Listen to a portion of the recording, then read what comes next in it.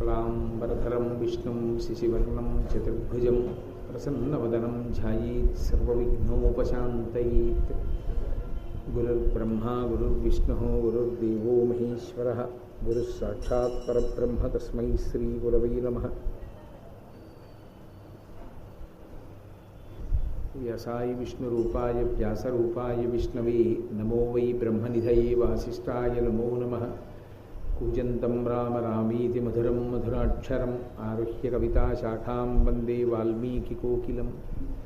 श्रुतिस्मृतिपुराणानाम् आलयं करुणालयं नमामि भगवत्पादशङ्करं लोकशङ्करं। वागर्धाविव सम्पृक्तौ वागर्धप्रतिपत्तये जगतः पितरौ वन्दे पार्वतीपरमेश्वरौ। सूक्तिं समग्रेतुन स्वयमेव लक्ष्मीः श्रीरङ्गराजमहिषी मधुरैः कटाक्षैः। वैदग्ध्यवर्णकुण्डकुम्भनगौरवैर्यां कण्डूलकर्णकुहराः कवयोधयन्ति। हैमोर्ध्वपुण्ड्रमजहन्मकुटं सुनासं मन्दस्मितं मकरकुण्डलचारुगण्डं बिम्बाधरं बहुलदीर्घकृपाकटाक्षं श्रीवेङ्कटेशमुखमात्मनि सन्निधत्तां। विमलपटी कमलकुटी पुस्तकरुद्राक्षसस्तहस्तपुटी कामाक्षी पक्ष्मलाक्षी कलितविपञ्ची विभासि वैरिञ्ची। मनोजवं मरुततुल्यवेगं जितेन्द्रियं बुद्धिमतां वरिष्ठं वातात्मजं वरदयूधमुख्यं श्रीरामदूतं शिरसा नमामि। आपदामपहर्तारं दातारं सर्वसम्पदां लोकाभिरामं श्रीरामं भूयो भूयो नमाम्यहम्। नारायणं नमस्कृत्य नरं चैव नरोत्तमं देवीं सरस्वतीं व्यासं ततो जयमुदीरयेत्। हरिः ओं। परमेश्वरस्वरूपेण सभకు నమస్కారం। నేను మీతో మనవి చేశాను, మార్కండేయ మహర్షి యొక్క ఆగమనం చేత ధర్మరాజు గారు ఎంతో సంతోషించినటువంటి వాడై ఆయన ఎన్నో ప్రళయాల్ని కూడా చూసినటువంటి వాడు కనుక ఎన్నో యుగాంతములను చూసినవాడు. అటువంటి మార్కండేయ మహర్షికి అన్ని యుగాలలో అనుష్ఠింపబడినటువంటి ధర్మము తెలుసు, ఏది పరమ సత్యమో తెలుసు, దేన్ని పట్టుకుంటే మనుష్యుడు ఉన్నతగతులకు చేరుతాడో కూడా తెలుసు. అందుకే ఆ మార్కండేయ మహర్షిని ప్రశ్నించి ఆయన యొక్క అనుగ్రహాన్ని పొంది తద్వారా ఆ ధార్మికమైనటువంటి విషయముల మీద సరి అయినటువంటి పరిష్కారాన్ని పొందడానికి ప్రయత్నం చేస్తున్నాడు. ఆ ప్రయత్నంలో మార్కండేయ మహర్షి ధర్మరాజు గారితో మాట్లాడుతూ ఒక మాట అన్నాడు. సరి అయినటువంటి అనుష్ఠాన బలం ఉన్నటువంటి వ్యక్తి బ్రాహ్మణుడు ఎటువంటి స్థాయిని పొంది ఉండగలడు. ఆ శౌచాన్ని పాటించడం అది అలా ఉండగలిగితే ఆయన ఏ స్థాయికి చేరుతాడు. అటువంటి వాళ్ళ దగ్గరికి అసలు ఏవేవి చేరలేవు, ఎంత సమున్నతమైనటువంటి స్థాయికి చేరిపోతారు అన్న విషయాన్ని నీకు నేను నిరూపణం చేస్తూ ఒక గాథను ఆవిష్కరిస్తాను ధర్మరాజా, జాగ్రత్తగా విను అని ప్రారంభం చేస్తున్నాడు. పూర్వం హైహైలుని అనబడేటటువంటి వంశంలో దుందుమారుడు అనబడేటటువంటి ఒక రాజు. ఆ రాజకుమారుడు ఒకనాడు అరణ్యానికి వెళ్ళాడు వేటకి. వెళ్ళినప్పుడు ఆయనకి ఒక నది పాయ, ఆ పాయ దగ్గర ఉన్నటువంటి పొదలలో జింక చర్మాన్ని ఉత్తరీయంగా వేసుకున్నటువంటి బ్రహ్మచారి ఒకడు కనపడ్డాడు. ఆయన మునికుమారుణ్ణి చూసి ఏమనుకున్నాడంటే జింక చర్మం కనపడ్డంతో పొదల చాటు నుంచి అది జింక అనుకున్నాడు. అనుకుని బాణం వేశాడు. బాణం వేస్తే ఆ బాణం వెళ్ళి తిన్నగా ఆ బ్రాహ్మణుని యొక్క గుండెల్లో గుచ్చుకుంది. అతను శరీరం వదిలేశాడు. ఈయన పొదలు తప్పించి చూశాడు. చూస్తే ఆ బ్రహ్మచారి యొక్క శవం కనపడింది. అతను చాలా కంగారు పడిపోయి రాజధాని నగరంలోకి వెళ్ళి గబగబా పెద్దలైన వాళ్ళని తీసుకొచ్చాడు. వాళ్ళు కూడా పొదలు కొద్దిగా తప్పించి చూస్తే అక్కడ పడిపోయినటువంటి బ్రాహ్మణ కుమారుని యొక్క శవం కనపడింది. వాళ్ళు చాలా కంగారు పడి గబగబా ఈ విషయాన్ని మనం తార్క్షునితో చెప్పకపోతే లేనిపోని ఇబ్బంది వస్తుంది. తార్క్షుని యొక్క ఆశ్రమ ప్రాంగణం అది. ఆయన మహానుభావుడు, గొప్ప మహర్షి. ఆయన ఆశ్రమంలో ఉన్నటువంటి బ్రహ్మచారి ఆ పిల్లవాడు. కాబట్టి మనం మహర్షికి చెప్పాలి, ఇలా పొరపాటు జరిగింది మా వల్ల, ఒక బ్రాహ్మణ కుమారుణ్ణి జింక అనుకుని సంహారం చేశాం అని చెప్పడానికని వీళ్ళందరూ వెళ్ళారు. వెళితే ఆ మహర్షి వాళ్ళని చూసి ఎందుకు వచ్చారు అని అడిగారు. మేము మీతో ఒక ముఖ్యమైన విషయాన్ని చెప్పాలి, అందుకోసం వచ్చామన్నారు. ఆయన వెంటనే తన దగ్గర ఉన్నటువంటి కొంతమంది అనుచరగణాన్ని పిలిచి, మీరు వీళ్ళకి స్వాగతం చెప్పి సత్కారాలు చేయండి, అతిథి మర్యాద చేయండి, నేను వచ్చి మాట్లాడతానన్నారు. వెంటనే ఆ వచ్చినటువంటి హైహైలు ఈ దుందుమారుడు అతని యొక్క పరిజనం అన్నారు, మేము మీ దగ్గర సత్కారములు పొందడానికి అర్హత పొందిన వాళ్ళం కాదు. ఎందుచేత అంటే మీ ఆశ్రమంలో ఉన్నటువంటి ఒక బ్రాహ్మణ కుమారుణ్ణి ఆయన ఈ జింక చర్మం ఉత్తరీయంగా వేసుకుని ఉండగా మేము ఆయన్ని చూసి కేవలం ఒక మృగము అనేటటువంటి భ్రాంతితో బాణం వేసి అతన్ని సంహరించాం. ఆ కారణం చేత మేము చాలా పెద్ద పాపకార్యం చేశాం, మీ చేత అతిథి మర్యాదలు పొందడానికి మాకు అర్హత లేదు అన్నాడు. అంటే ఆయన అన్నాడు, ఆలస్యం ఒక ఇంత లేదు శుచి ఆహారంబు నిత్యక్రియాజాలం వేమర అర్చనీయ గతిథుల్ సత్యంబ పల్కంబడున్ మేలై శాంతియు బ్రహ్మచర్యమును నిమ్మిందాల్తుము అట్లౌట ఎక్కాలంబుం పటు రోగమృత్యు భయశంకం పొందమేమెన్నడున్. మీరు ఆ బ్రాహ్మణ కుమారుడు చచ్చిపోయాడని కదూ బెంగపెట్టుకున్నారు, ఇలా రండి, అదిగో చూడండి ఆ గదిలో ఉన్నవాడు ఎవరు అని అడిగాడు. అడిగితే ఈ హైహైలు ఈ దుందుమారుడు అతని పరిజనం వచ్చి చూశారు. చూస్తే ఏ ముని కుమారుణ్ణి వాళ్ళు చంపేశారో ఆ ముని కుమారుడే ఆశ్రమంలో పనిచేసుకుంటున్నాడు. వాళ్ళు తెల్లబోయారు. తెల్లబోయి ఇదేంటి, మేము చంపేశాం కదా, అతని శవాన్ని కూడా చూశాం కదా మేము పడుండగా, ఆ పిల్లవాడు ఎలా బతికి ఇక్కడ ఎలా ఉన్నాడు అని అడిగారు. అడిగితే అప్పుడు తార్క్షుడు చెప్పినటువంటి మాట, ఆలస్యం ఒక ఇంత లేదు, మేము కాలాన్ని అనుసరించడంలో ఎప్పుడూ పొరపాటు పడం. అసలు బ్రాహ్మణ జన్మకి చాలా పెద్ద సంకటం అదే. నేను మీతో యథార్థం మనవి చేస్తున్నాను. బ్రాహ్మణుడి జీవితంలో చాలా చాలా కష్టమైనటువంటి విషయం అదే. అసలు యథార్థానికి త్రికాల సంధ్యావందనం చేసేటప్పుడు ఆ సంధ్యావందనానికి ఖచ్చితంగా ఆ వేళ పాటించవలసిందే. సూర్యోదయాత్పూర్వం అర్ఘ్యం విడిచిపెట్టేసేయాలి. అసలు నేను ఒక్కరోజు బ్రాహ్మణుడు ఎలా జీవించాలి అన్న విషయాన్ని చెప్తే మీకు కొంత అవగాహన ఏర్పడుతుంది. ఓ అందుకునమాట వాళ్ళకి అంత శక్తి వచ్చింది అని అర్థమవుతుంది. నేను కేవలం విహంగ వీక్షణంగా మాట్లాడతాను, మీకు అర్థమవుతుంది. బ్రహ్మముహూర్తానికి ముందర నిద్ర లేవాలి, ఏ 3 గంటలకు. నిద్ర లేస్తూనే గురువుగారికి నమస్కారం చెయ్యాలి. భూమి మీద కాలు పెట్టేటప్పుడు భూదేవిని ప్రార్థించాలి. తర్వాత ఏ దంతధావనాదులను చేసేటప్పుడు అప్పుడు భగవన్నామాన్ని స్తోత్రం చెయ్యాలి. ప్రాణాయామాదులు వ్యాయామం యోగా చెయ్యాలి. ఆ యోగం చేసిన తరువాత కాలకృత్యములను సశాస్త్రీయముగా తీర్చుకోవాలి. ఏ దిక్కుకి తిరిగి ఎలా కాలకృత్యాలు నిర్వర్తించాలో అని నిర్వర్తించాలి. తర్వాత సంకల్ప సహితంగా సూక్త పఠనం చేస్తూ స్నానం చేయాలి. సూక్త పఠనం చేస్తూ స్నానం చేసి సంధ్యావందనం చేయాలి. సంధ్యావందన కార్యం అయిపోయిన తర్వాత అగ్నిహోత్రం చేయాలి. అగ్నిహోత్రం అయిపోయిన తర్వాత ఈశ్వరుడి యొక్క సింహాసనానికి అర్చన చెయ్యాలి. ఇవన్నీ పూర్తయితే ఏ 12 1 గంట అవుతుంది, 11:30 అవుతుంది. వెంటనే మాధ్యాహ్నిక సంధ్య కూర్చోవాలి. మాధ్యాహ్నిక సంధ్యావందనం చేసి మళ్ళీ సహస్ర గాయత్రి చెయ్యాలి. అదేమిటి, ఏ నైమిత్తిక తిథో పితృకార్యమో లేకపోతే అలాగానే అయిందనుకోండి 4 ఇంకా సాయంకాలం అలా ఉండి ఏ 1 గంటన్నరకో 2 గంటలకో మౌనంగా రుచి కోరకుండా భోజనం చెయ్యాలి. ఆ భోజనం అయిన తర్వాత కొద్దిసేపు విశ్రాంతి తీసుకుంటారు. కొద్దిసేపు విశ్రాంతి తీసుకున్న తర్వాత ఆ విశ్రాంతి అయిపోగానే మళ్ళీ సాయంకాలం సంధ్యావందనం చెయ్యాలి. మళ్ళీ సాయంకాలం సంధ్యావందనం అయిపోగానే అనుష్ఠానం ఉంటుంది. తదనంతరం పురాణీతిహాసములను పఠించవలసి ఉంటుంది. తాను బ్రాహ్మణుడి కనుక 10 మందికి ఉపకారం చేయడానికి తాను చదువుకున్నటువంటి శాస్త్రాన్ని అవతల వారికి ప్రబోధం చెయ్యాలి. ఇన్ని చేసి అప్పుడు మళ్ళీ రాత్రి పడుకోబోయే ముందు భగవంతుణ్ణి స్మరించి కొద్దిగా ఉపాహారం తీసుకుని నిద్రపోవాలి. అంటే ఇది నేను నైమిత్తిక తిథి పితృకార్యము ఇటువంటివి లేకపోతే ఉండేటటువంటి కాల విశేషం చెప్తున్నాను. అంటే బ్రాహ్మణుని యొక్క జీవితానికి సూర్యోదయ సూర్యాస్తమయానికి ఎంతో దగ్గర సంబంధం. సూర్యుడు పొద్దు వెడుతున్న కొద్దీ ఆయన కూడా దాంతోపాటే కాలాన్ని అనుసరించి క్రియాకలాపం చేస్తూ ఉండాలి. అది చెప్తున్నాడు ఆయన. ఆలస్యం ఒక ఇంత లేదు, ఎన్నడూ కూడా ఇవాళ ఆలస్యమైందన్నమాట మా ఆశ్రమంలో ఉండదు, మా దగ్గర ఉండదు. ఖచ్చితంగా ఆ సమయానికి అలా చేసేస్తాం.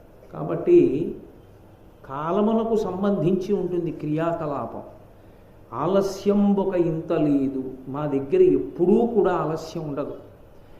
ఆ కాలానికి ఏది చెయ్యాలో దాన్ని చేసేస్తూ ఉంటాం తప్ప ఆ కాలమునందు చెయ్యవలసినటువంటి పనిని విస్మరించి నేను ఇప్పుడు చెయ్యలేదు కాబట్టి దాన్ని విడిచిపెట్టేయడమో ప్రాయశ్చిత్తంతో చేయడమో అలవాటు చేసుకున్న వాళ్ళం కాదు. ఎప్పుడూ కాలానికి అనుగుణంగా వైదిక కర్మని చేస్తూనే ఉంటాం. శుచి ఆహారంబు, మేము ఆహారాన్ని తీసుకుంటాం. ఆహారం దేనికి తీసుకుంటాం? శరీరాన్ని నిలబెట్టుకోవడానికి.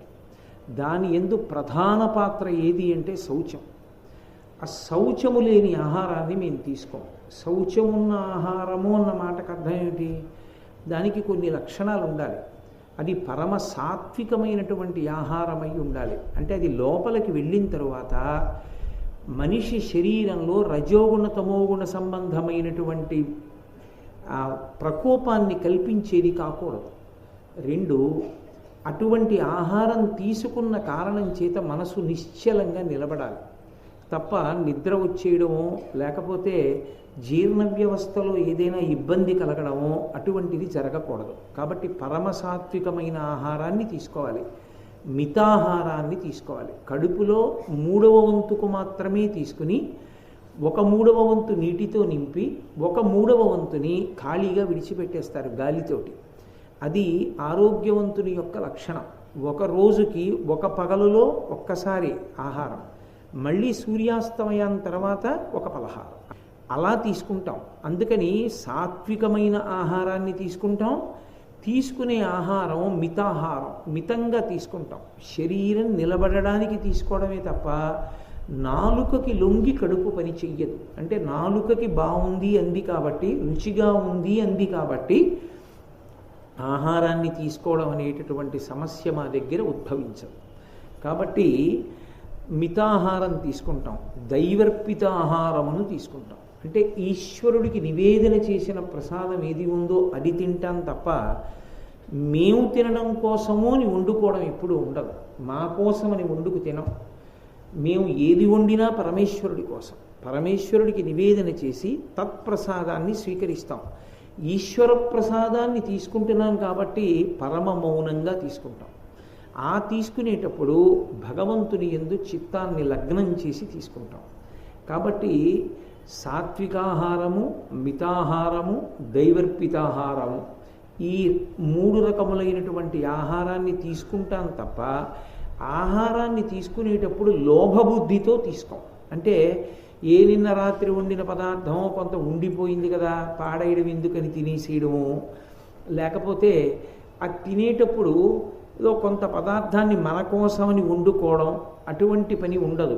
ప్రత్యేకించి ఒక్కటి గమనించండి, ఆహారం విషయంలో ఎందుకంత జాగ్రత్తగా ఉంటారంటే అనుష్ఠానం చేసుకునే వాళ్ళు నాలుకకి కడుపుకి బద్ధ వ్యతిరేకం.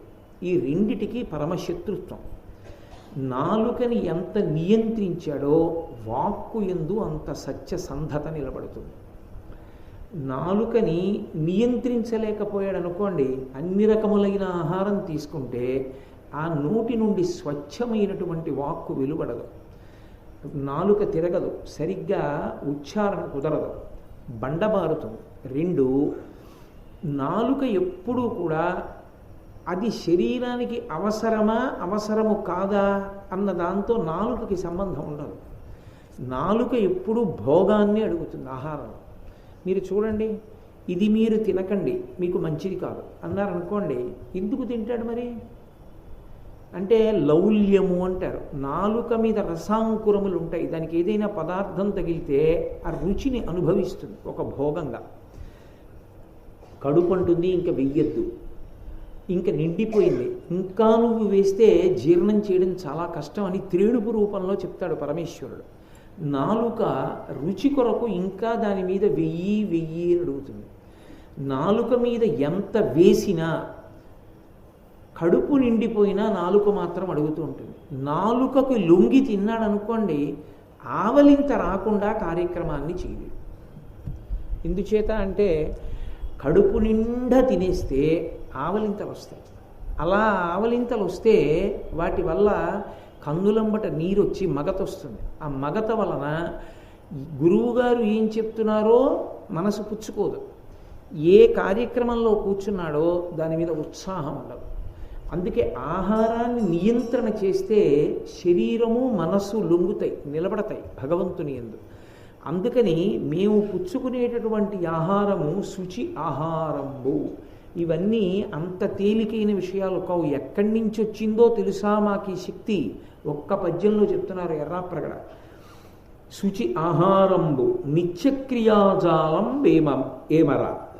నిత్యక్రియ అని కొన్ని ఉంటాయి. నేను ఇందాక చెప్పినవన్నీ నిత్యక్రియలు. అగ్నిహోత్రం చేయడం, సంధ్యావందనం చేయడం, పురాణ పారాయణం చేయడం, సింహాసనానికి అర్చన చేయడం, ఆ సాయంకాలం భజన చేయడం, పురాణేతిహాసములను ప్రబోధం చేయడం, నిత్యతృప్తితో జీవనం చేయడం, పంచయజ్ఞాలు చేయడం, అతిథి మర్యాద చేయడం, ఇవన్నీ ఒకరోజు జరగవలసినటువంటి కృత్యాలు. బ్రాహ్మణుడికి తిన్నగా అన్నం తినే అధికారం కూడా ఉండదు. ఎందుచేత అంటే భుక్తశేషాన్ని తినాలి. అతిథిని పిలిచి అతిథికి అన్నం పెట్టి అతిథి అన్నం తిన్నాక మిగిలిన శేషాన్ని అతను తినాలి తప్ప తిన్నగా తన కొరకు వండుకున్నానని తాను తినే అధికారం ఉండదు. నేను ఒకసారి మీతో అందుకే మనవి చేశా, బ్రాహ్మణుడిగా తరించడం చాలా కష్టము అని నేను అన్న మాట వెనక ఎంత గంభీరమైన ప్రతిపాదన ఉందో మీకు ఇప్పుడు అర్థమై ఉంటుంది.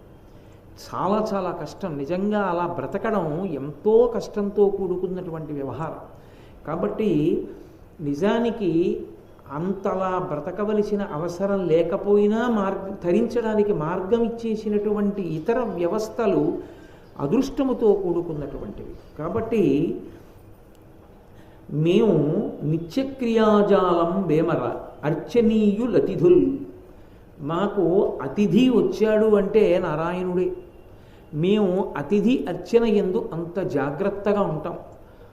ఏదో అన్నం పెట్టడం కాదు. మీరు మొన్న చూశారో లేదో నాకు తెలియదు, నాయనార్లు పుట్టినటువంటి ప్రదేశంలో ఒక ప్రదేశంలో ఇప్పటికీ ఒక ఆయన అతిథులు వస్తే వాళ్ళని కూర్చోపెట్టి ఆవు పాలతో కడుగుతాడు కాళ్ళు. కడిగి నీళ్లు పోసి మళ్ళీ శుద్ధ జలంతో కాళ్ళు కడిగి ఆ వచ్చినటువంటి అతిథుల మెడలో పుష్పహారం వేసి వాళ్ళ చేతులు కాళ్ళు తాను కడిగి వాళ్ళ మెడలో పుష్పహారం వేసి నూతన వస్త్రాలు ఇచ్చి అప్పుడు తీసుకొచ్చి భోజనం చేస్తుంటే తాను స్వయంగా విసురుతూ భోజనం పెడతాడు. అతిథి మర్యాద అంటే అది.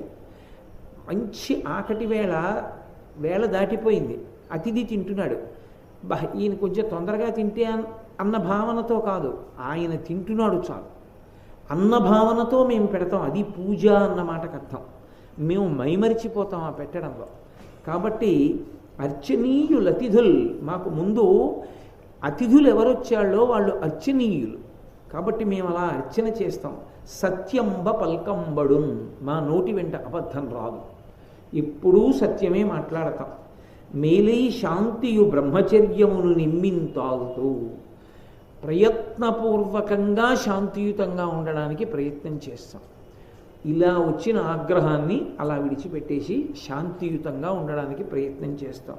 బ్రహ్మచర్యమును నిమ్మింతాగుతూ బ్రహ్మచర్యాన్ని పాటిస్తుంటాం. సభాముఖంగా వివరాలన్నీ చెప్పడం కొంచెం కష్టం. గృహస్థుకి కూడా బ్రహ్మచర్యం ఉంది. గృహస్థు కూడా ఎలా ఉండాలో అలా ఉంటే ఆయన నిత్య బ్రహ్మచారి. కాబట్టి మేలై శాంతియు బ్రహ్మచర్యమును నిమ్మింతాగుతూ అట్లౌట ఎక్కాలంబున్ పటు రోగ మృత్యు భయ శంకం పొందమీమెన్నడున్. ఈ కారణం చేత మేము బ్రాహ్మణ జీవితం ఎలా ఉండాలో అలాగే పాటిస్తాం త్రికరణ శుద్ధిగా.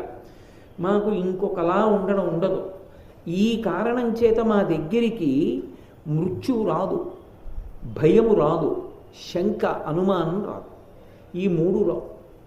భయాలకన్నిటి బ్రతికుండి కూడా జీవితంలో చాలా భయంగా బ్రతకడానికి కారణం ఏది అంటే శంక. రెండవది మృత్యు ఆసన్నమైపోతుందేమో అనేటటువంటి భయం. ఇక రోగం. శరీరం రోగగ్రస్తమైతే చెయ్యవలసినటువంటి పనులు చేయడంలో ఇబ్బందులు వచ్చేస్తాయి. కాబట్టి మాకు ఈ మూడు దగ్గరికి రావు, ఎందుకంటే మేము పై నియమాలన్నీ పాటిస్తాం. యథార్థంగా కూడా ఇప్పటికీ అలా జీవితాన్ని గడుపుతున్నటువంటి మహాపురుషులు అంత్యకాలమునందు కూడా వాళ్ళు తమ అంత్యకాలాన్ని తెలుసుకుని పరమ పవిత్రంగా మౌనంలో ధ్యానం చేస్తూ పరమ త్యాగంతో దాని మీద ఏ ఆపేక్ష లేకుండా శరీరాన్ని విడిచిపెట్టేసినటువంటి మహాపురుషులు ఎందరో ఉన్నారు. ఆ స్థితి వాళ్ళకి కలుగుతుంది. ఉన్నన్నాళ్ళు 10 మందికి పనికొచ్చేటట్టు బ్రతకడం. అలా కుదరదు, శరీరం పడిపోతోందనుకున్నప్పుడు దాన్ని తృణప్రాయంగా విడిచిపెట్టడం తప్ప అసలు వాళ్ళు భయపడుతూ బ్రతకవలసినటువంటి అవసరం లేని రీతిలో బ్రతికారు. దేని వలన అంటే అనుష్ఠాన క్రమం చేత. ఏ అనుష్ఠానం లేకుండా అటువంటి రక్షణలు పొందాలి అంటే దుస్సాధ్యం.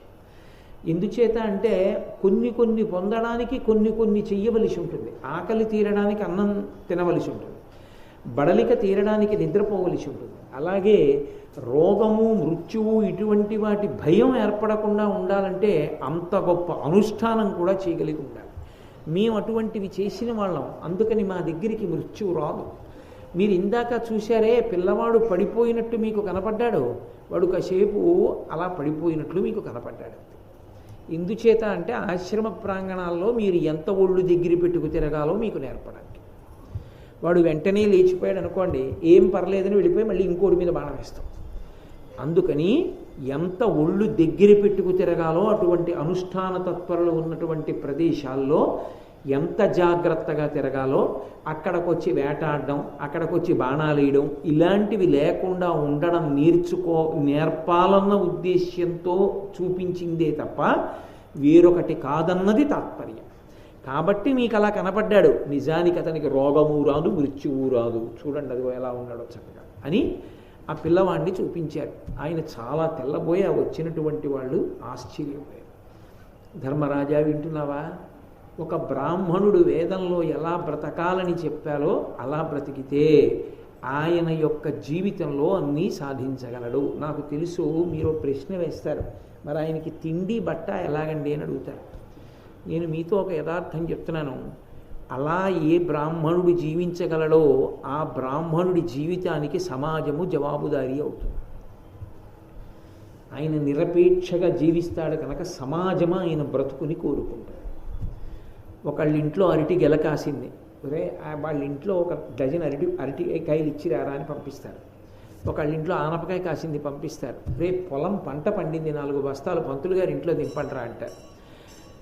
అటుకులు కొట్టించారు, వాళ్ళ ఇంటికి పట్టుకెళ్ళి ఓ కుంచుడు అటుకులు ఇవ్వండిరా అంటారు. తప్ప అటువంటి బ్రాహ్మణుడు ఆర్జించవలసిన అవసరం ఉండదు. లక్ష్మి ఆయన ఇంట తాండవం ఆడుతుంది. ఎందుకో తెలుసా? ఆయన సంకల్పం చేత ఇతరులకు ఐశ్వర్యం ఇవ్వగలడు. ఆ స్థితిని పొంది ఉంటాడు. అందుకే వేదం నిర్ధారించి చెప్పింది, బ్రాహ్మణుడికి ఆర్జన ప్రక్రియ లేదు. ఆయన ఏమీ చేసి సంపాదించుకోక్కర్లేదు. పరమ త్యాగమూర్తి అయి ఈ పూటకుందా ఈ పూటకి లేదా అని చూడడు. ఆయన అన్నం లేకుండా పడుకుంటే పరమేశ్వరుడు అన్నవాడు ఉండి అనవసరం. అటువంటి అనుష్ఠాన తత్పరుడు అన్నం లేకుండా ఉంటే దానికి అర్థం ఉంటుందా? మీరు నాకు చెప్పండి. కాబట్టి ఈశ్వరుడు చూస్తాడు ఆయనకి అన్నం పెట్టడం. అవసరమైతే ఆయనకి అన్నం అమ్మవారు పెడుతుంది. పెట్టలా మహానుభావుడికి ఆ పరమాచార్య స్వామి వారి శిష్యులు తెనాలి పక్కన ఉంటారు, చందోలు శాస్త్రి గారు అంటుంటామే. ఆ చందోలు శాస్త్రి గారు స్పృహ తప్పి పడిపోతే అన్నం లేక అమ్మవారిని ఆరాధన చేస్తూ అమ్మవారు వచ్చి పాయసాన్నం పెట్టింది. ఇంకా ఆయన వెనక్కి తిరిగి చూడలేదు ఇంకా జీవితంలో, తాడేపల్లి రాఘవనారాయణ శాస్త్రి గారి విషయంలో. కాబట్టి బ్రాహ్మణ్య నిరూపణము ఎలా? వైదికంగా వేదంలో చెప్పబడినట్టుగా ఏ బ్రాహ్మణుడు జీవనం చేస్తున్నాడో ఆ బ్రాహ్మణుడి యొక్క జీవితాన్ని పరమేశ్వరుడు చూస్తాడు. మరి చచ్చిపోతారు కదండి వాళ్ళు కూడా అని అడగచ్చు. మీకు నేను ఒక్క మాట చెప్తాను, బాగా గుర్తుపెట్టుకోండి. బ్రాహ్మణుడు ఎందుకు చచ్చిపోతాడో తెలుసా? అంటే నేను చెప్పేది ఇటువంటి బ్రాహ్మణుడు ఎందుకు చచ్చిపోతాడంటే, జర అని ఒకటి ఉంటుంది. జర అంటే వృద్ధాప్యం, అది శరీరానికి ధర్మం వచ్చేస్తుంది. వచ్చేసిన తర్వాత ఆయన శరీరాన్ని విడిచిపెట్టేటప్పుడు ఇది నేను కాదని తెలుసుకొని వదిలిపెడతాడు. మృత్యువు శరీరాన్ని తప్ప ఆయనది కాదు. ఆయన పరమజ్ఞాని అయి శాశ్వతుడైపోతాడు. ఆయన శరీరం పోయింది, ఆయన మాత్రము బ్రహ్మముగా నిలబడిపోతాడు. కాబట్టి ఆయన చచ్చిపోవడం అన్న మాట లేదు. ఆయన జ్ఞాని అయిపోయాడు కాబట్టి ఆయన శరీరం పోతుంది. శరీరం ఎవరిదైనా పడిపోవలసింది. ఎంతటి మహాజ్ఞాని అయినా శరీరం పడిపోవాలి. అది దాని ధర్మం. మహానుభావుడు ఈ భూమండలం మీద సన్యాస ధర్మానికి నిలువెత్తు సాక్ష్యం. అలా పాటించినటువంటి పరమాచార్య స్వామి వారి శరీరం పడిపోయింది. భగవాన్ రమణుల శరీరం పడిపోయింది. రామకృష్ణ పరమహంస శరీరం పడిపోయింది. పడిపోకుండా శరీరాలు ఉండవు. పడిపోయే శరీరంలో ఉండి పడిపోని ఆత్మగా నిన్ను నువ్వు తెలుసుకుని అనుభవంలోకి తెచ్చుకుని ఉండిపోవడమే దాని యొక్క సమగ్రత. దాన్ని ఆయన పొందుతాడు. కాబట్టి ఇప్పుడు చావు శరీరానికి వచ్చిందేమో కానీ ఆయనకు కాదు. కాబట్టి ఏమిటి లోటు వచ్చింది? కాబట్టి అటువంటి స్థితిని పొందిన వాళ్ళయా బ్రాహ్మణులంటే ఓ ధర్మరాజా, వాళ్ళు సర్వకాలముల యందు పూజనీయులు. అందుకే అటువంటి మహానుభావుల యొక్క చరిత్ర విన్నంత మాత్రం చేత ఈశ్వరుడు ఆనందాన్ని పొందుతాడు. ఇటువంటి వాడి యొక్క పేరు చెప్పబడింది అని సంతోషిస్తాడు. తార్క్షుని యొక్క జీవితం అంత గొప్పది. అటువంటి ఆశ్రమాన్ని నిర్వహణ చేశాడు ఆయన. తరువాత క్షత్రియుల యొక్క గొప్పతనం ఎలా ఉంటుందో నేను చెప్తున్నాను చూడు ధర్మరాజా అంటున్నాడు. వర్ణ విభాగం మీరు ఒక విషయాన్ని బాగా గుర్తుపెట్టుకోవాలి. ఎవరు అంగీకరించినా ఎవరు అంగీకరించకపోయినా ఈ స్థానంలో కూర్చున్నందుకు, భారతాన్ని పట్టుకున్నందుకు ఉన్న సత్యాన్ని నేను మాట్లాడవలసి ఉంటుంది. సనాతన ధర్మమునకు చాతుర్వర్ణ వ్యవస్థ ప్రాణము. అందుకే పురాణంలో దానికి మినహాయింపు లేకుండా మాట్లాడడానికి కారణం అదే. ఎందుకంటే ధర్మం అంతా వర్ణాన్ని ఆశ్రమాన్ని పట్టుకుని ఉంటుంది. అందుకని చాతుర్వర్ణ వ్యవస్థని విడిచిపెట్టి మాట్లాడడం ఉండదు అసలు సనాతన ధర్మం. ఆధునికులు ఎవరు ఏమనివ్వండి, వేదం అంతే మాట్లాడింది కాబట్టి నేను అది చెప్పడానికే కూర్చున్నాను కాబట్టి నేను అలాగే చెప్పవలసి ఉంటుంది. అదే నా ధర్మం. దానికి అలా చెప్పడానికి నేను భయపడిపోతే నేను ఇక్కడ కూర్చోవడం అనవసరం ఇంకా. కాబట్టి ఉన్నది ఉన్నట్లే నేను చెప్పాలి. కాబట్టి నేను చెప్పేది చెప్పాలే తప్ప ఈ మైకు నేను చెప్పేది కాకుండా దానికి ఇష్టం లేదని ఇంకోటి చెప్పే స్వాతంత్రం దానికి లేదు. భారతం చెప్పాలి అని నేను కూర్చున్నది నిజమైతే భారతంలో వ్యాసుడు ఏం చెప్పారో అది నేను చెప్పాలి తప్ప నా సొంత అభిప్రాయం నేను చెప్పకూడదు. అందుకని నేను వ్యాసుని అభిప్రాయాన్ని, ఎర్రాప్రగడ అభిప్రాయాన్ని నేను చెప్తాను తప్ప నా సొంతాలు నేను చెప్పడానికి ఇష్టపడను. ఇప్పుడు కాదు, ఎప్పుడూ కూడా ఈ స్థానంలో ఉన్నన్నాళ్ళు. కాబట్టి క్షత్రియుల యొక్క మర్యాద ఎలా ఉంటుందో, క్షత్రియుడి జీవనం ఎంత గొప్పదో చెప్తాను చూడు ధర్మరాజా. అంటే ఇప్పుడు మీకు ఏం అర్థమవుతోంది? చాలామందిలో ఒక అపోహ ఉంటుంది.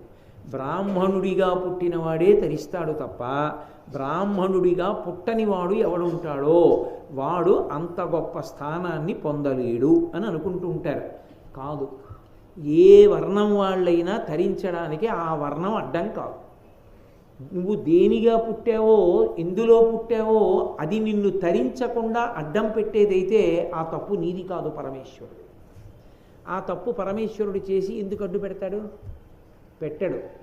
అన్ని వర్ణముల వారు ఈశ్వరుణ్ణి చేరవచ్చు ఎప్పుడు? ఆ వర్ణధర్మాన్ని వాళ్ళు పాటిస్తే. ఆశ్చర్యకరమైన విషయం నేను మీకు చెప్తే ఆశ్చర్యపోతారు. అందరికన్నా తేలికగా పరమేశ్వరుణ్ణి చేరుకునేటట్టుగా మార్గం సుగమం చేసింది ఎవరికో తెలుసా? శూద్రులకు. 4వ వర్ణానికి చేశారు తప్ప మొదటి వర్ణం వాళ్ళకి చాలా చాలా కష్టం. ఇప్పుడు చెప్పానుగా అనుష్ఠానం అంటే ఎలా ఉంటుందో. ఇవన్నీ చేయలేదని వేస్తుంటారు. ఒక రోజు తిరిగేటప్పటికీ నువ్వు ఇవి చేయలేదని వేస్తుంటారు. నేను అంత తేలికేం కాదు. సరే, కలియుగంలో కొంత చేసినా మంచిదే, నేను నిరుత్సాహపరచట్లేదు. క్షత్రియుల వైశిష్ట్యం ఏమిటో చెప్తున్నాను విను ధర్మరాజా. ఒకానొకప్పుడు అత్రి మహర్షి భార్యని పిలిచి తన భార్యతో అన్నాడు, వినుత చరిత్రుడత్రియను విప్రవరుండు తపంబొనర్పగా వనమునకేగుచుండి తన నాతి కనుంగుని ఇట్లనున్ తపంబునకిదే ఏనుబూని వనభూమికి పోవుచునున్నవాడ ఓ వనరుహనేత్ర నీవు నట వచ్చేదో పుత్రుల యొద్ద నుండెదో. ఆయన భార్యని పిలిచి అన్నాడు అత్రి మహర్షి, నేను తపస్సు చేసుకోవడానికి అరణ్యానికి వెళ్ళిపోతున్నాను. నాకు ఇక ఈ సంసారం, ఇందులో ఉండడం, ఇందులో ఈ భోగభాగ్యాలు, ఈ లంపటాలు, వీటి మీద వైరాగ్యం వచ్చింది. నేను వానప్రస్థానికి వెళ్ళిపోతున్నాను, అరణ్యాలకు వెళ్ళిపోతున్నాను, నువ్వు కూడా వస్తావా, పిల్లల దగ్గర ఉండిపోతావా అని అడిగాడు. తప్పు కాదా మాట? అలా అడగచ్చా భర్త? అందున అత్రి గురించి చెప్పేటప్పుడు నేను ఒళ్ళు మరింత దగ్గర పెట్టుకు చెప్పాలి. అత్రి మహర్షి అలా అనొచ్చా భార్యని, అనసూయమ్మని? అంటే ధర్మం కాబట్టే అన్నాడు. ఎందుచేత అంటే వ్యాస భగవానుడే చెప్పాడు, పుత్రం పౌత్రం సమాసాద్యావాన ప్రస్థాశ్రమే వసేత్ భార్యాం పుత్రే నివేశ్యచ అని.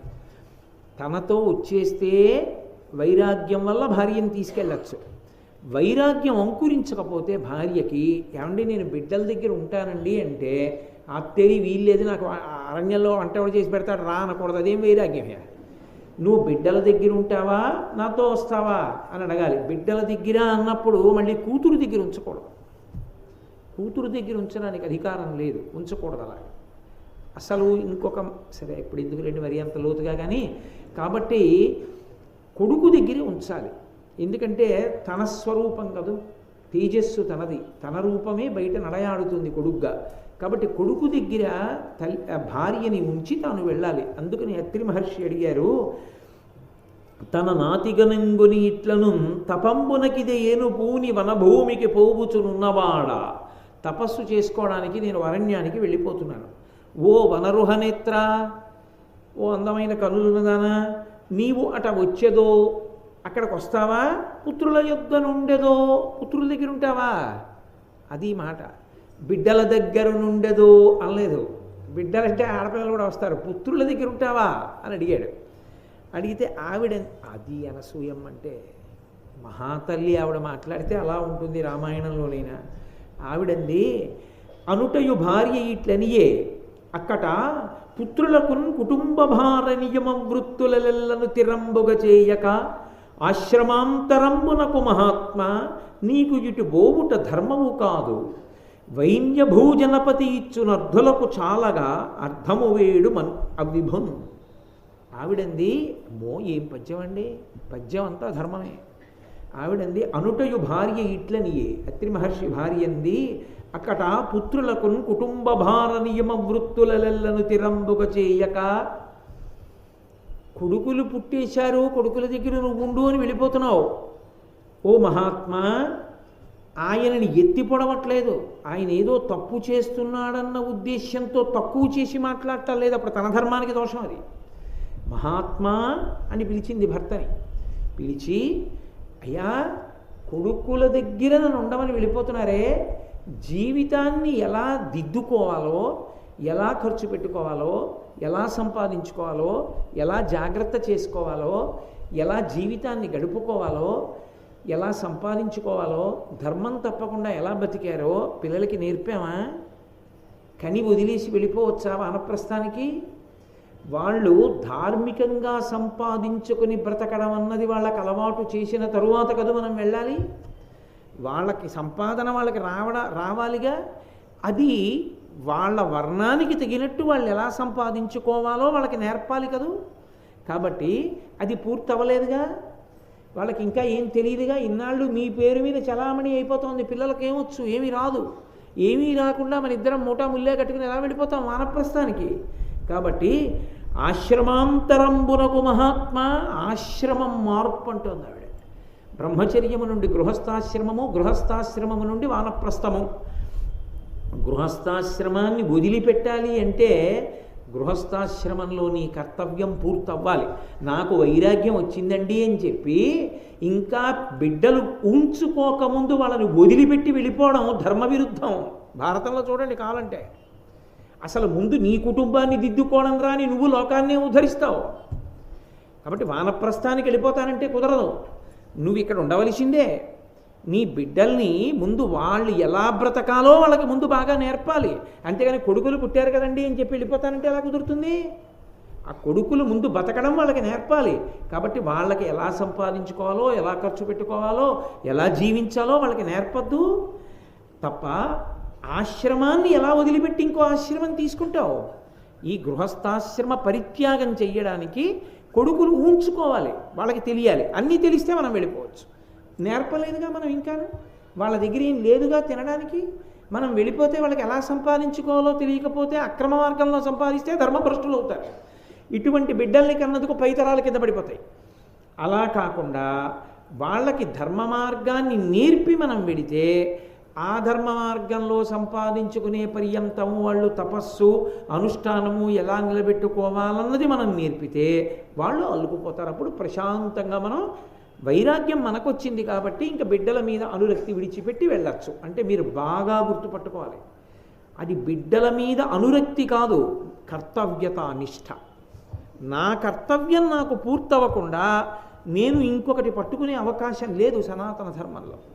కర్తవ్యతా దృష్టితో ఉండాలి. నా కర్తవ్యం నేను చేస్తున్నానా, అది చాలా చాలా ప్రధానం. కాబట్టి ఆశ్రమాంతరంబునకు మహాత్మా నీకు ఇటు బోవుట ధర్మము కాదు, అది ధర్మం కాదు. ఆవిడ ధర్మం గురించి మాట్లాడింది. అందుకని వైన్యభూజనపతి ఇచ్చునర్థులకు చాలగా, వైన్యుడు అనబడేటటువంటి మహారాజు ఉన్నాడు, ఆయన దగ్గరికి వెళ్ళండి. ఆయన అపారమైన దానం చేస్తాడు. ఆయనకి చెప్పండి, నేను ఇలా వానప్రస్థానికి వెళ్ళిపోదాం అనుకుంటున్నాను, బిడ్డలు బ్రతకడానికి కావలసిన ద్రవ్యం ఇద్దాం అనుకుంటున్నాను, కాబట్టి నీకు ఆ ద్రవ్యాన్ని నేను నా బిడ్డలకి ఇచ్చుకోవడానికి నువ్వు నాకు ఇవ్వవలసింది అని అడగండి. అలా అడగచ్చా? ఎప్పుడైనా ఆశ్రమం మారేటప్పుడు ప్రభువుదే కర్తవ్యం, రాజే ఇవ్వాలి. అందుకే స్నాతకులందరూ రాజు దగ్గరికే వెడతారు. చదువుకోవడం పూర్తయిపోయింది అనుకోండి, గృహస్థాశ్రమంలోకి వెళ్లే ముందు గురుదక్షిణ కట్టాలి అంటే గురుదక్షిణ కొరకు రాజుగారి దగ్గరికే వెడతారు. పెళ్లి చేసుకోవడానికి డబ్బు లేదనుకోండి, రాజుగారి దగ్గరికే వెడతారు. వానప్రస్థానికి వెళ్ళిపోయే ముందు పిల్లల్ని స్థిరీకరించవలసి ఉందనుకోండి, రాజుగారి దగ్గరికే వెడతారు. అది ధర్మం. కాబట్టి బ్రాహ్మణుడు అలాగే సంపాదించుకోవాలి. కాబట్టి మీరు వైన్యుడన్న రాజు దగ్గరికి వెళ్ళండి, ఆయన భూరి సంభావనలు ఇస్తాడు. ఎందుకని? మనం పిల్లలకి ఇచ్చి వాళ్ళు భద్రంగా ఉండడానికి ఏర్పాటు చేసి వెళ్ళిపోవాలి. కాబట్టి వైన్యభూజనపతి ఇచ్చునర్థులకు చాలగా, అర్థులకి సరిపోయేటట్టు ఇచ్చేటటువంటి వాడు ఆయన. ఎవడు ఏ కోరికతో వచ్చాడో ఆ కోరికకి సరిపోయేటట్టు ఇస్తాడు తప్ప ఇంకొకలా ఇచ్చేవాడు కాదు. చూడండి, ఏమంటే ఇంజనీరింగ్ చదువుకునేటటువంటి పిల్లలకి 10 మందిని చదివిస్తున్నానండి అని చెప్పి 1000 రూపాయలు ఇవ్వడం కన్నా ఒక్క పిల్లాడిని చదివించడం మంచిది కాదు. ఒక్క పిల్లాడికి ఫీజు కడితే వాడు చదువుకుంటాడు. ఎందుకు 10 మందికి 1000 రూపాయలు? వాడు మళ్ళీ ఇంకోళ్ళ దగ్గరికి వెళ్ళాలి మిగిలిన డబ్బులకి. అది దాతకు ఉండవలసిన లక్షణం. దాత దగ్గరికి అర్థి వెడితే అర్థి తృప్తితో వెళ్ళిపోవాలి తప్ప సగమే ఇచ్చి మిగిలింది ఎవరి దగ్గరికో మళ్ళీ వెళ్ళని చెప్పకూడదు. ఇవ్వగలిగితే ఇవ్వాలి, లేకపోతే వదిలిపెట్టాలి, అంతే. కాబట్టి అలా ఇవ్వగలిగిన వాడయా వైన్యుడు. ఆవిడ ఎంత ధర్మాన్ని ఆలోచించిందో చూడండి. ఎవరి దగ్గర పడితే వాళ్ళ దగ్గరికి వెళ్ళకండి. వాడు తెలియక ఏదో ఇంతే ఇస్తాను అంతే ఇస్తాను ఏదో మాట అన్నాడు అనుకోండి, మీ మనసు చిన్నబుచ్చుకుంటుంది. అది భర్త మీద గౌరవం. ఆవిడ భర్త మీద ఎంత గౌరవంతో ఆయన కోరికే తీరడానికి, ఆయన ధర్మం తప్పకుండా ఉండడానికి తాను ధర్మశాస్త్రాన్ని బోధ చేస్తోంది ఆవిడ భార్య అంటే. తప్ప మీకేం తెలియచ్చు అండం కాదు. భారతదేశంలో స్త్రీలు వ్యవస్థ యందు అత్రి మహర్షిని దాటి అనసూయమ్మ మాట్లాడింది. ఎందరు స్త్రీలో ఎంత శాస్త్ర ప్రవేశం. ఇవిడ నాకు ఆశ్చర్యంగా ఉంటుంది. పురుషులతో సమాన హక్కులని వేదికలు ఎక్కరుస్తుంటారని పిచ్చిగోలా. ఏమైనా చదివితే కదా అసలు వాళ్ళల్లా నువ్వు చదువుకున్నావా ఏమన్నా నువ్వు మాట్లాడడానికి? నువ్వు చదువుకున్నది ఏమైనా ఉందా అసలు చెప్పడానికి? ఓ భారతం కానీ రామాయణం కానీ ఇప్పుడు నేను చదివావా? నీకేమైనా తెలుసా ఏ సర్కలం ఏముందో? ఎందుకు వచ్చిన ప్రసంగాలు? ఏదో వేదిక దొరికింది కదా అని ఎక్కనో మాట్లాడడం. అలా మాట్లాడడానికి ఊళ్ళో కొంతమంది ఉంటుంటారు ప్రత్యేకంగా, అదే పని వాళ్ళకి. వాళ్ళు చదువుకున్నది ఏమిటో నాకు తెలియదు.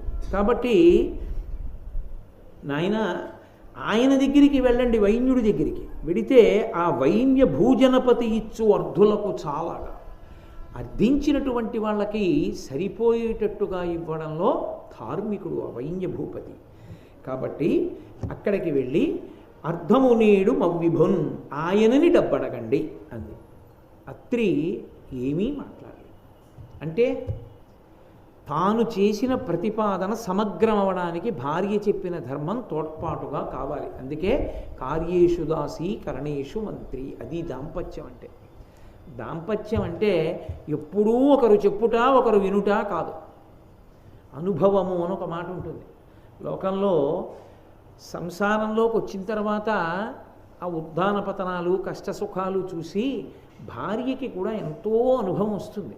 వచ్చినప్పుడు ఆమె కూడా ఒక మంచి మాట చెప్పగలదు. ఆమె ఏమీ చెప్పలేదు అన్న అభిప్రాయం పురుషుని యందు ఉండకూడదు. అలాగే ఆయనకి కొన్నింట్లో తప్పులు చేస్తారు అన్న భావన ఆమె యందు ఉండకూడదు.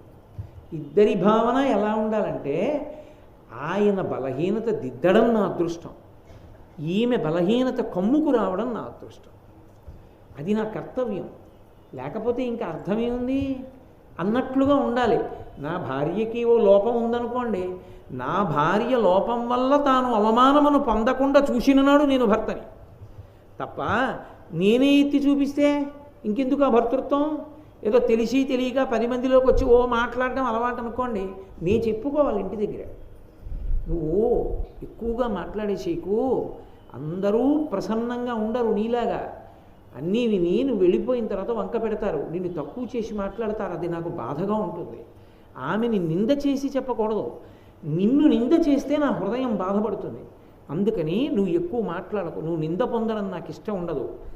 పైన మాట్లాడు, కాసేపు నిగ్రహించు. నీకు ఎన్ని మాట్లాడాలనున్నా నాతో మాట్లాడు, ఎన్నైనా మాట్లాడు, పర్వాలేదు. ఎందుకో తెలుసా, నేను భర్తని, భరించవలసిన వాడిని. నీ అమాయకత్వం కానీ తెలివితేటలు కానీ నీ భోళాతనం కానీ ఏదైనా సంతోషంగా స్వీకరిస్తాను.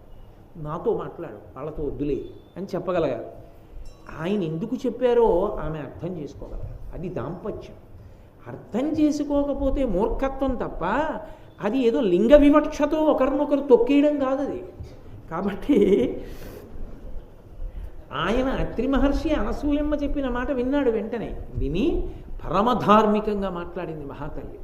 కాబట్టి నేను అలాగే చేస్తాను అని అత్రి వైన్యుని దగ్గరికి వెళ్ళాడు. వెళితే ఆయన అశ్వమేధయాగం చేస్తున్నాడు. అప్పుడు అశ్వమేధయాగం చేసేటప్పుడు ఆ యాగంలో కూర్చున్నప్పుడు దీక్షితుడిగా ఎవరొచ్చినా భూరి సంభావనలు ఇస్తూ ఉంటాడు. అత్రి మహర్షి వెళ్ళాడే, సామాన్యుడు కాడు. అత్రి మహర్షి అంటే మహానుభావుడు. వెళ్ళి ఆశీర్వచనం పలకాలి ముందు.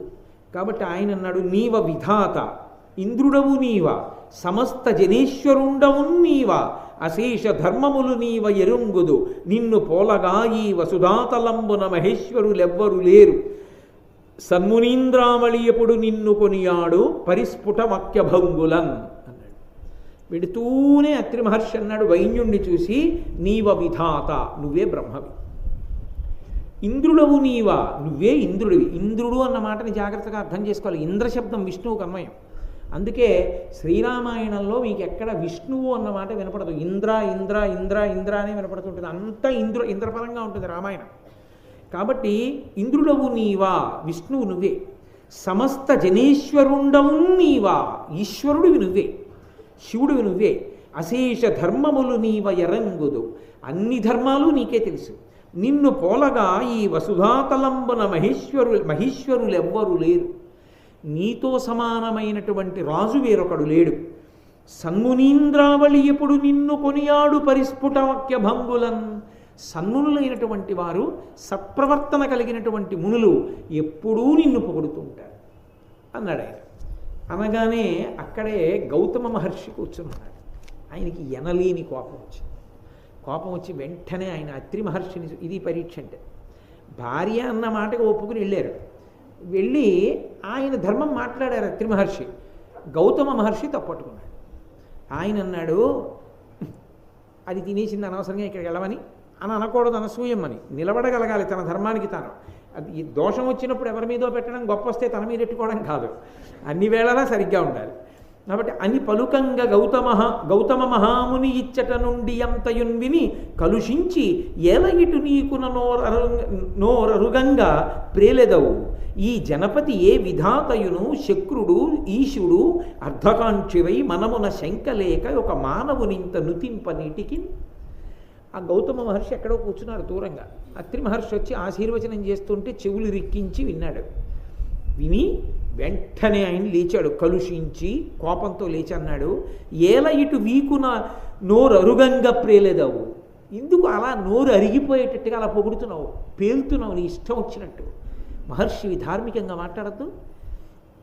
ఈ జనపతి ఏ విధాతయును శక్రుడు ఈశుడు, ఏమిటి ఈ రాజా బ్రహ్మ, ఈ రాజా విష్ణువు, ఈ రాజా శివుడు, పొగడ్డానికి కూడా బుద్ధి ఉండక్కర్లా. ఏంటి ఈ రాజును పట్టుకుని నువ్వే బ్రహ్మ, నువ్వే విష్ణువు, నువ్వే శివుడు అంటున్నావేంటి? అర్ధకాంక్షివై మనమున శంకలేక ఒక మానవుని ఇంత నుతింపనీటికి. డబ్బు కావాలనుకుంటే డబ్బు కావలసిన వాళ్ళే ప్రవర్తించు, అంతేకాని నీకు డబ్బులు కావాలి కాబట్టి ఇంత అన్యాయంగా పొగుడుతావా వచ్చి? సిగ్గే ఇట్లా నీకు అలా పొగడ్డానికి? నోరరయంగా నోరు నెప్పెట్టేట్టి ఏమిటా పొగడ్డం? ఉంది కదా అని పొగడకూడదు, పొగిడినా అది ధర్మబద్ధంగా ఉండాలి అన్నాడు. వెంటనే అత్రి మహర్షి అన్నారు, ఊరక మీరనాడెదవు యుక్తమునాత్మజూడగా నేరవు సర్వలోకములు నిర్మల నీతి పరాక్రమంబు ఒప్పారగనీలి ధర్మములకన్నిటికి కుదురై వెలుగు ధాత్రీరమణుండు మేటిగ నుతింపగా ఓలదే నాకు ఇమ్మెయిన్. అత్రి మహర్షి అన్నారు, ఊరక మీరనాడెదవు, ఎందుకయ్యా ఎక్కువ మాట్లాడతావు అలాగా? యుక్తమయుక్తమును ఆత్మచూడగా నేరవు, ఏది యుక్తము ఏది అయుక్తము అని నువ్వు ఆలోచించలేదు. నా మాట విని వెంటనే కోప్పడ్డావు అంతే. నేను అలా మాట్లాడచ్చా, అది శాస్త్రవిహితమా? నేను అలా మాట్లాడకూడదా, శాస్త్రాన్ని దూష్యమా? నువ్వు ఆలోచించలేదు. సర్వలోకములు నిర్మల నీతి పరాక్రమంబులొప్పారగనేలి, తన పరాక్రమం చేత లోకాలన్నిటినీ కూడా పరిపాలన చేస్తూ ధర్మమునందు నిలబెట్టినటువంటి రాజు ఎవరున్నాడో అతను ధర్మములకన్నిటికీ కుదురై వెలుగు. అందరి ధర్మానికి అతనే మూలకందం. రాజుకి భయపడి బ్రాహ్మణుళ్ళ బ్రతుకుతాడు, రాజుకు భయపడి మిగిలిన వాళ్ళలా బతుకుతారు. ఎవరి ధర్మం వాళ్ళు ఎందుకు చేస్తున్నారో తెలుసా? రాజుని బట్టి. రాజు ధర్మమునకంతటికీ మూలకందం. రాజు ధర్మమునకంతటికీ మూలకందం అయితే పరమేశ్వరుడు ధర్మమునకంతటికీ మూలకందం. మనం ధార్మికంగా ఉందామనుకుంటే ఎవరిని చూసి ఉండాలని చెప్పాను నేను నిన్న? పరమేశ్వరుడిని చూసేనా భయపడి ఉండాలని చెప్పాను, ఆయన యందు భక్తితేనైనా ఉండాలని చెప్పాను. కాబట్టి ఆ పరమేశ్వరుడే నా విష్ణు పృథివీపతి. విష్ణువు కానివాడు పృథివీపతి కాలేడు విష్ణువాంశ లేకపోతే. కాబట్టి ఆ రాజు యందు బ్రహ్మతత్వము, విష్ణుతత్వము, శివతత్వము ఉంటేనే లోకంలో ధర్మం నిలబడుతుంది. ధర్మమునకంతటికీ ఆయనే మూలకందమై ఉంటాడు ప్రభువు. కాబట్టి ధాత్రీరమణుండు మేటిగా నుతింపగవోలదే, లోకంలో ధర్మాన్నంతటినీ నిలబెడుతున్నాడు, తన ధర్మాన్ని తాను నిర్వర్తిస్తున్నాడు. విష్ణుస్వరూపుడు కనుక విష్ణువుకి బ్రహ్మకి, విష్ణువుకి శివుడికి అభేదం కనుక ఆయన బ్రహ్మ, విష్ణువు, శివుడు అని నేను అన్నాను. బ్రహ్మ సృష్టిస్తాడు లోకంలో. ఈయన అనేకములను సృష్టిస్తాడు. ఎలా సృష్టిస్తాడు ఆయన అంటే ధర్మాన్ని రక్షిస్తూ ఉంటాడు. ఎప్పుడు ధర్మము రక్షింపబడుతుంది కాబట్టి ప్రీతి చెందిన పరమేశ్వరుడు సమస్తాన్ని ఇస్తూ ఉంటాడు. వర్షములు కురుస్తుంటాయి, వేళకి వర్షములు పడుతున్నాయి కాబట్టి పంటలు పండుతున్నాయి, సృజింపబడుతున్నాయి.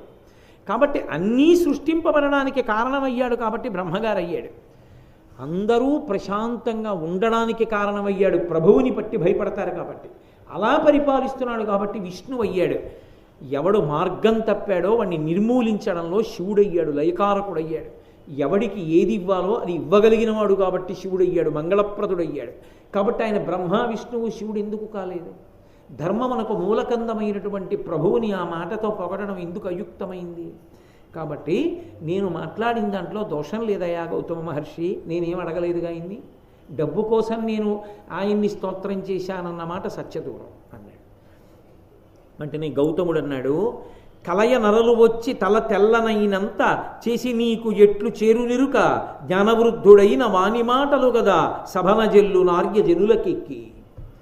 ఏదో జుట్టు తెల్లబడిపోయింది కదా అని నీ ఇష్టం వచ్చినట్లు మాట్లాడేకు. బ్రహ్మ, విష్ణువు, శివుడు, ఆ పృథివీపతి అని చెప్పేస్తున్నావే, నీ జుట్టు తెల్లగా ఉంది కాబట్టి పెద్దవాడి అయిపోయావు కాబట్టి నువ్వు చెప్పచ్చు అనుకుంటున్నావా? ఎవడికి జ్ఞానం ఉన్నదో వాడే సభలో వృద్ధుడు. నేను చెప్పింది సత్యం, అంతేకాని నీ జుట్టు తెల్లగా ఉందని నీది కాదు సత్యం. నేను చెప్పిందే సత్యం అంటే కించిత్ అతిశయంతో మాట్లాడాడు ఆయన, అవతల వారిని చిన్నబుచ్చుతూ. అక్కడ ఉన్న మహర్షులందరికీ అనుమానం వచ్చింది. అత్రి మాట్లాడింది నిజమా, గౌతముడు మాట్లాడింది నిజమా? ఇప్పుడు వైన్యుడిని అలా పొగడచ్చా? అసలు ఆ పద్యం చెప్పచ్చా? ఇప్పుడు అత్రి మహర్షి పక్షాన్ని తీసుకుంటే గౌతముడికి కోపం వస్తుంది, గౌతమ పక్షాన్ని తీసుకుంటే అత్రికి కోపం వస్తుంది. ఎవరికి కోపం వచ్చినా ఉపద్రవం మాత్రం ఖాయంగా వస్తుంది. మౌనంగా కూర్చుంటే వాళ్ళు సభనే అడుగుతారు, చెప్పరే, సత్యమా అసత్యమా అంటారు, అప్పుడైనా చెప్పాలిగా. ఎందుకు వచ్చిన గొడవ అడిగే వరకు ఊరుకోవడం, ఈలోగానే జోక్యం చేసుకుందామని వాళ్ళు అన్నారు. అయ్యా పెద్దవాళ్ళ మధ్య గొడవ ఎందుకు వచ్చింది, ఇలా అనొచ్చో అనకూడదో సనత్కుమారుణ్ణి అడుగుదాం రండి. ఎందుకనంటే వాళ్ళు బ్రహ్మజ్ఞానులు, సనక సనందనాథులు. కాబట్టి సనత్కుమారుణ్ణి అడుగుదాం ఇలా చెప్పచ్చా అన్న విషయం. రెండన్నారు. మహర్షులందరూ కలిసి ఈ అశ్వమేధయాగ మంటపంలోంచి బయలుదేరి యాగశాలలోంచి సనత్కుమారుడి దగ్గరికి వెళ్ళారు. ఏమి ఇలా వచ్చారన్నాడు ఆయన.